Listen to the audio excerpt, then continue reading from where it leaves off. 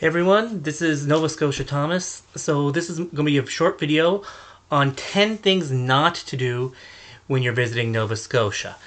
There are not a lot of too many don'ts you have to worry about, but there are some things you should be aware of. So number 10, don't just stay in Halifax. Halifax is a beautiful city, but Nova Scotia is well beyond that. We have 3 UNESCO World Heritage Sites in Nova Scotia, and none of them are in Halifax. And we also have a lot of cultures outside of the HRM, the Halifax Regional Municipality. So get out, see the Acadian Shore, see some Mi'kmaq sites, and see those UNESCO heritage sites, because Nova Scotia is really big and really beautiful. On that note, number 9. Don't think you're going to see all of Nova Scotia in just one day. Nova Scotia is the size of some European countries.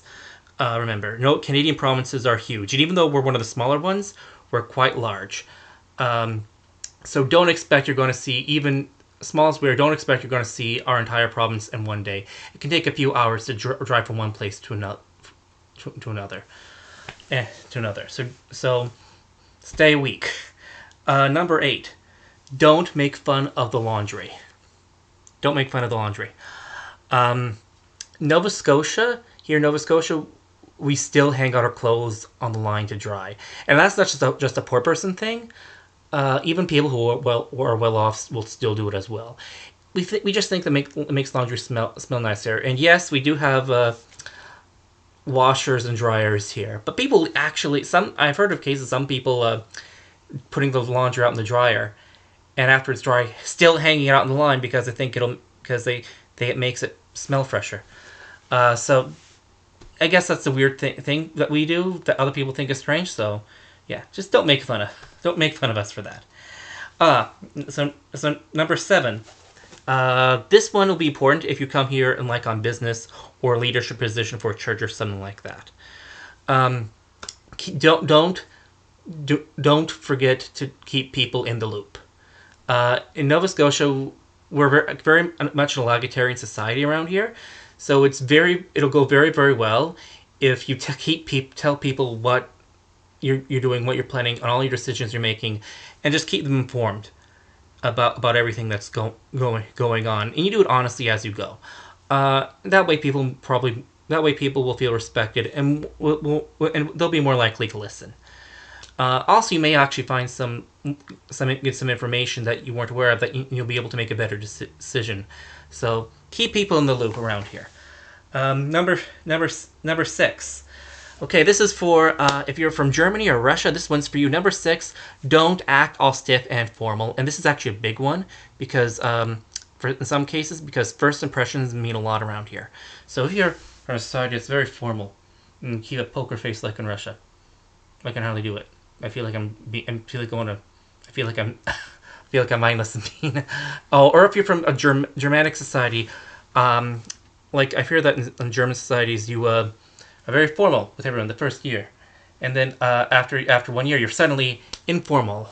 We don't do that here. This is a place where you can tell a random stranger your whole life story on the bus. So Nova Scotia, you're dealing with people for the most part. Skip that 1 year. If you're from a society like that, pretend you've skipped that 1 year with a random stranger, basically, and just be friendly with everyone. Super friendly, like you're best friends with absolutely everyone.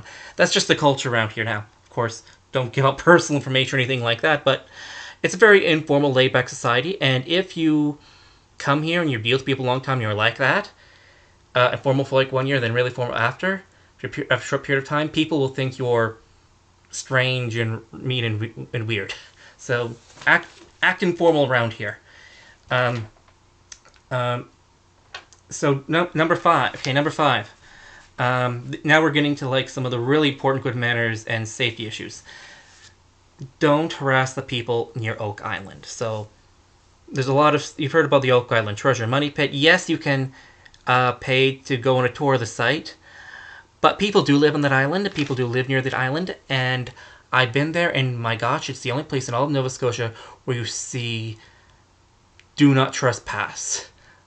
I've never seen so many "Do not trespass" signs in all my life. You almost don't see them anywhere in Nova Scotia. People, for the most part, in rural areas don't care. For the most part, they care there. I guess they've had. I'm going to assume that they've had a lot of people trying to dig up their backyard, which I'm sure no one will care for.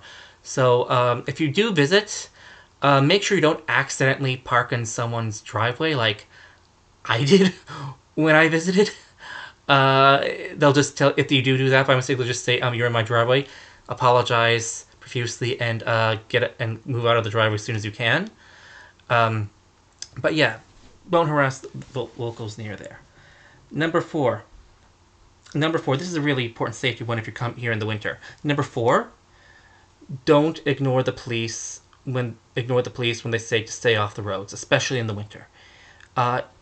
Winters here can be kind of unpredictable, but when we get a really rough winter, and it can be dangerous even for locals. So most locals do not travel.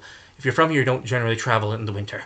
You stay close to home, and a lot of events get canceled all the time, because the roads are unsafe. So if the police say stay off the road, that's because if you do get out on the road and you do get stuck in something, they may not be able to send help, or be very, very difficult to do so. So that's a safety issue. So if you're here in the winter and the police stay off the road, stay in your hotel room, stay at your friend's house, wherever you're staying, and hunker down. Don't even go. I would recommend not even going for a walk if they say it's that bad. Actually, if I'm entirely honest with you. So yeah, stay off the roads in the winter, especially if the police say stay off the roads, especially in a storm. Number three. Don't swim too far out into the ocean. So this is more of a summer thing. So we have lots of beaches in Nova Scotia. It's absolutely beautiful.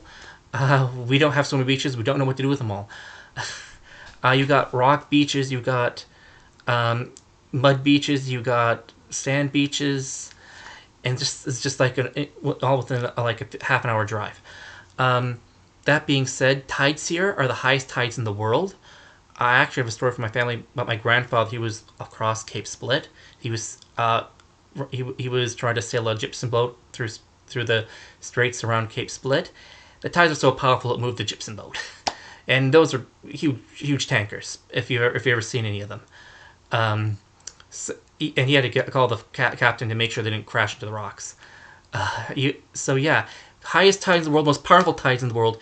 You can be pulled under if you don't know what you're doing. So my advice is if you're going to the ocean, which by the way is perfectly safe, don't swim. I would not swim further out. If your feet can't touch the bottom, my personal advice, if you're not from around here, don't go any further than that. Only go as far as you can, stand and keep your waist above water. And try to stay away from if the tide's really far out, don't do that. Keep near the close tide lines as you can, the high tide mark as you can. So that's my personal advice. It is, however, perfectly safe to swim in the waters around Nova Scotia, except for some places. But the beaches are safe. Go on, have fun in the water. Just don't go too far out. Number two. Speaking of Cape Split, great hiking trail. Do not horse around down there around Cape Split. Don't do that. I have heard stories of people falling off the cliffs there, and I remember when I was a kid, they took us on a field trip. I don't know why they took kids there.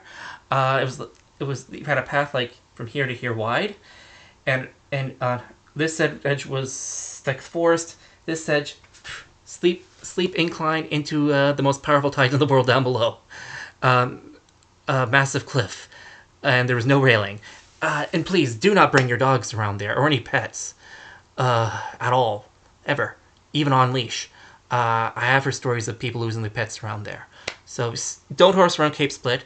It is if you're responsible and are very careful, it is a safe place to go hiking. It has amazing views, but it's not a place to fool around and be silly and immature. Certainly.